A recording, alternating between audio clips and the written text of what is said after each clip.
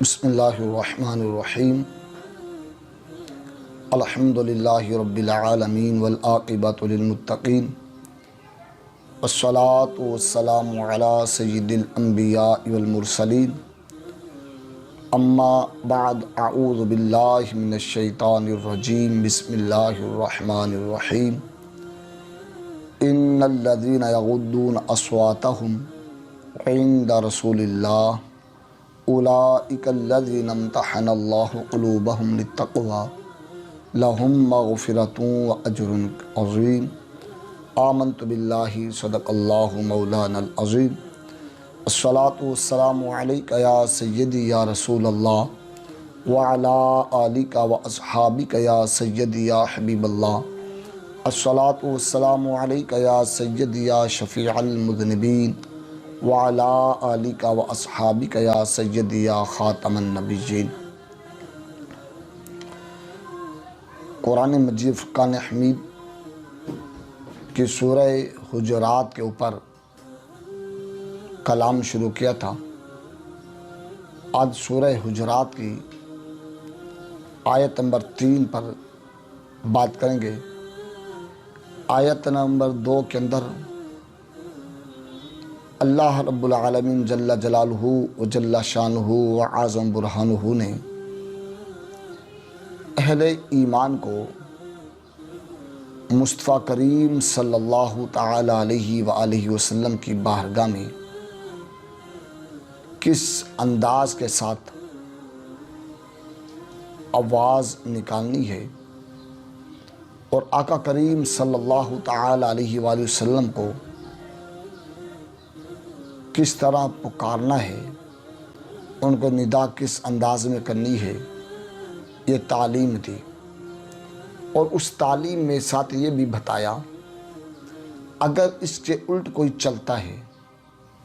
یعنی مصطفیٰ کریم صلی اللہ علیہ وسلم کے تعظیم کو نہیں بجا لاتا، عام عوام کی طرح، لوگوں کی طرح میرے نبی علیہ السلام کو بھی پکارتا ہے اور ان کے سامنے چلا چلا کر بلند آوازوں سے بات کرتا ہے، تو اس کو سزا یہ دوں گا ان تحبط اعمالکم، اس کے سارے اعمال ضائع کر دوں گا اور اس کو شعور بھی نہیں ہوگا۔ آیت نمبر 3 کے اندر رب کائنات نے اس کا اعلان کیا کہ اگر کوئی شخص اہل ایمان اس پر عمل کرے، تعظیم مصطفیٰ صلی اللہ تعالی علیہ وآلہ وسلم بجا لائے، آقا کریم علیہ السلام دربار کے ادب کا خیال رکھے، تو رب کائنات اس کو انعام کیا دے گا۔ اس میں سزا بیان کی گئی کہ جو عمل نہیں کرتا اس کو سزا کیا ہوگی۔ سزا یہ ہے کہ ان تحبط اعمالکم وانتم لا تشعرون، سارے اعمال برباد ضائع اور شعور بھی نہیں ہے۔ اب جو تعظیم مصطفیٰ صلی اللہ علیہ وسلم بجا لائے اس کو انعام کیا ہے۔ رب نے اعلان کیا ان الذین یغضون اصواتهم عند رسول اللہ، بے شک وہ لوگ جو اپنی آواز کو پست کرتے ہیں، کہاں پر؟ عند رسول اللہ، رسول اللہ صلی اللہ تعالی علیہ وسلم کے پاس۔ آقا کریم صلی اللہ تعالی علیہ وسلم کی بارگاہ میں حضور کے سامنے اپنی آواز کو پست کرتے ہیں، دھیمی آواز سے بولتے ہیں اولئک الذین امتحن اللہ قلوبہم للتقوی، وہ جنہوں نے آواز کو پست کیا، اللہ فرماتا اولئک الذین امتحن اللہ نے ان کو چن لیا، اللہ نے ان کو پرکھ لیا، دیکھ لیا۔ کن کو؟ قلوبہم للتقوی، ان کے دل کو پرہیزگاری کے لیے۔ ان کے دل میں پرہیزگاری ہے، یعنی ایک تو یہ کہ انسان عبادت کرے اور کہے کہ میں پرہیزگار ہوں، گناہ سے بچے کہے میں پرہیزگار ہوں، لیکن وہ ساری عبادتیں، یعنی ساری زندگی نمازیں پڑھی، روزے رکھے، حج و زکوٰۃ کی، صدقات کا اہتمام کیا، ہر لمحے عبادت الہی میں گزاری، لیکن تعظیم مصطفیٰ صلی اللہ علیہ وسلم نہ بجا لایا، تو سارے عمل صالح برباد ہو گئے، سارے ختم ہو گئے، اور عمل صالح کم کیے ہوئے اس درجے پہ متقی نہیں بنا،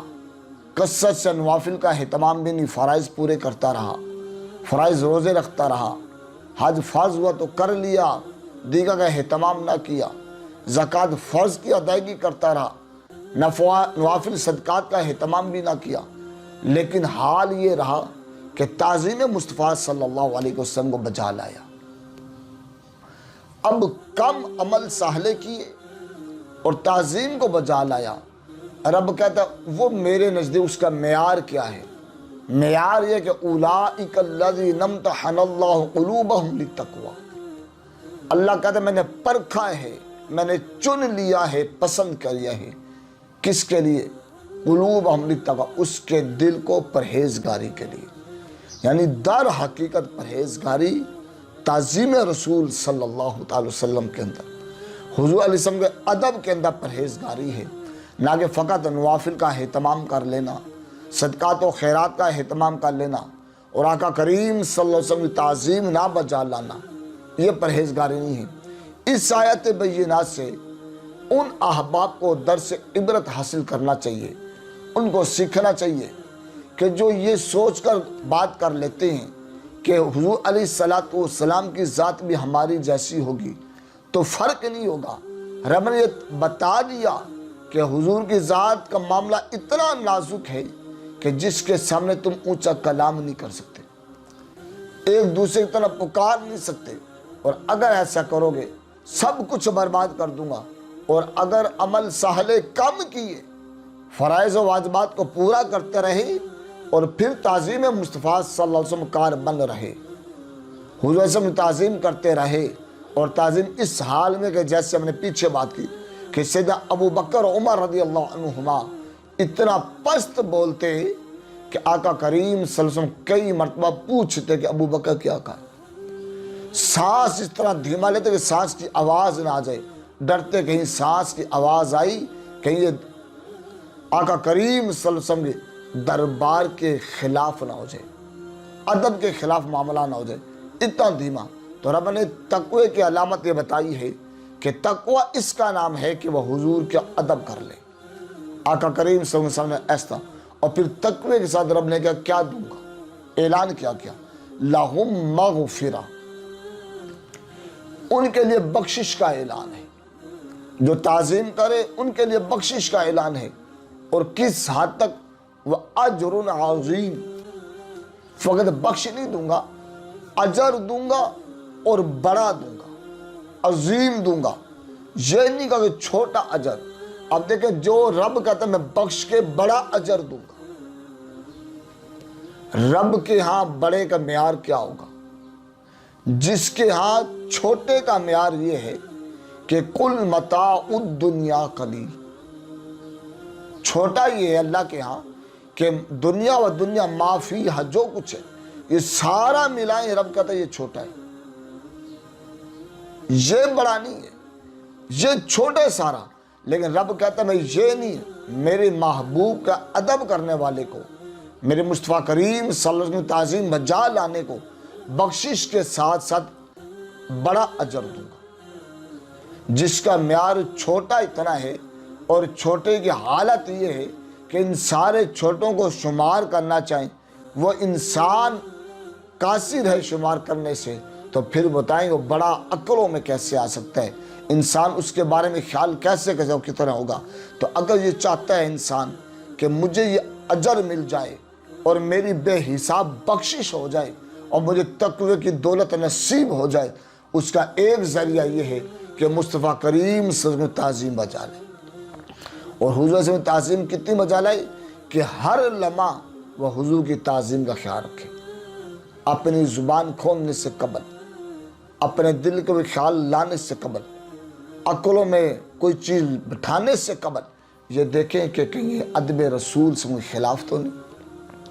اور ایسے شخص سے صحبت نہ بنائے جو تعظیم رسول صلی اللہ علیہ وسلم جانتا نہ ہو، جس کو ادب رسول صلی اللہ علیہ وسلم کا علم نہ ہو، اس کے ساتھ صحبت نہ ہو،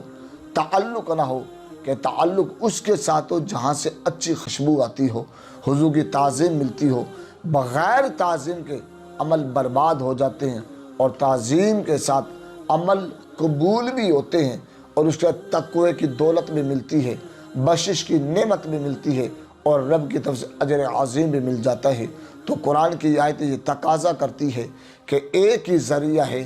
تقوی قائم رکھنے کے لیے، تقوی حاصل کرنے کے لیے، رب کی نعمتیں پانے کے لیے، وہ یہ کہ آقا کریم صلی اللہ علیہ وسلم تعظیم کی جائے، حضور کا ادب کیا جائے۔ اللہ رب العالمین حضور کی تعظیم کر کے ان کی سنتوں پہ چلنے کی توفیق عطا فرمائے۔